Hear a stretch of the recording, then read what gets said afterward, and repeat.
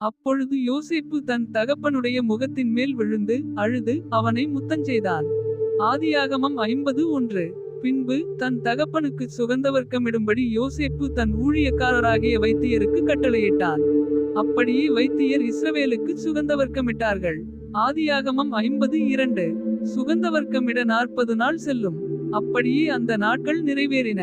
எகிப்தியர் அவனுக்காக 70 நாள் துக்கங்கொண்டாடினார்கள். ஆதியாகமம் 50:3.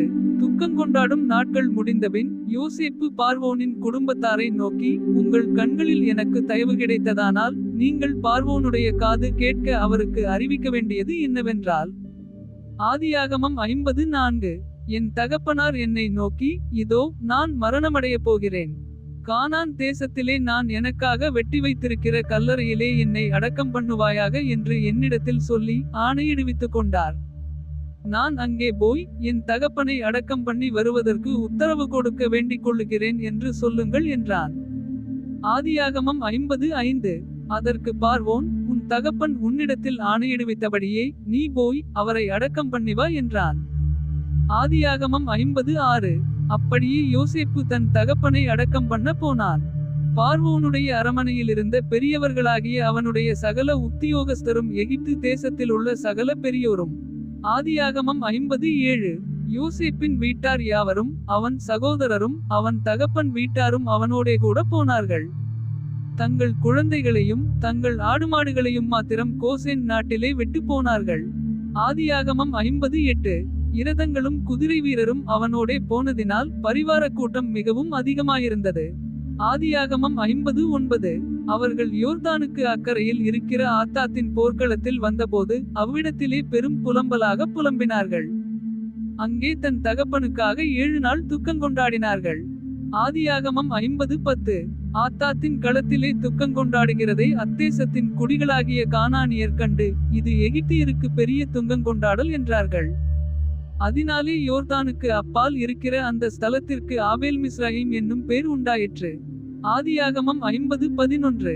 யாக்கோபின் குமாரர் தங்களுக்கு கட்டளையிட்டு இருந்தபடியே. ஆதியாகமம் 50:12. அவனை கானான் தேசத்துக்கு கொண்டு போய் ஆபிரகாம் மம்ரேக்கு எதிரே இருக்கிற மக்பேலா என்னும் நிலத்திலே ஏத்தியனாகிய எப்பெரோனிடத்தில் வாங்கின நிலத்தில் உள்ள குகையிலே அவனை அடக்கம் பண்ணினார்கள். ஆதியாகமம் 50:13.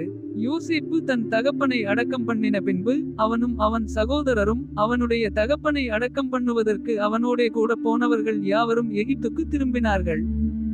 ஆதியாகமம் 50:14. தங்கள் தகப்பன் மரணமடைந்ததை யோசேப்பின் சகோதரர் கண்டு, ஒருவேளை யோசேப்பு நம்மை பகைத்து நாம் அவனுக்கு செய்த எல்லா பொல்லாங்குக்காகவும் நமக்கு சரிக்கு சரி கட்டுவான் என்று சொல்லி யோசேப்பினிடத்தில் ஆள் அனுப்பி. ஆதியாகமம் 50:15.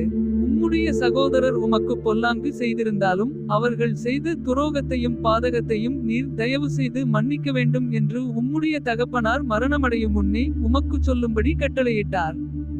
ஆதியாகமம் 50:16. ஆகையால் உம்முடைய தகப்பனாருடைய தேவனுக்கு ஊழியக்காரராகிய நாங்கள் செய்த துரோகத்தை மன்னிக்க வேண்டும் என்று அவனுக்கு சொல்லச் சொன்னார்கள். அவர்கள் அதை யோசேப்புக்கு சொன்னபோது அவன் அழுதான்.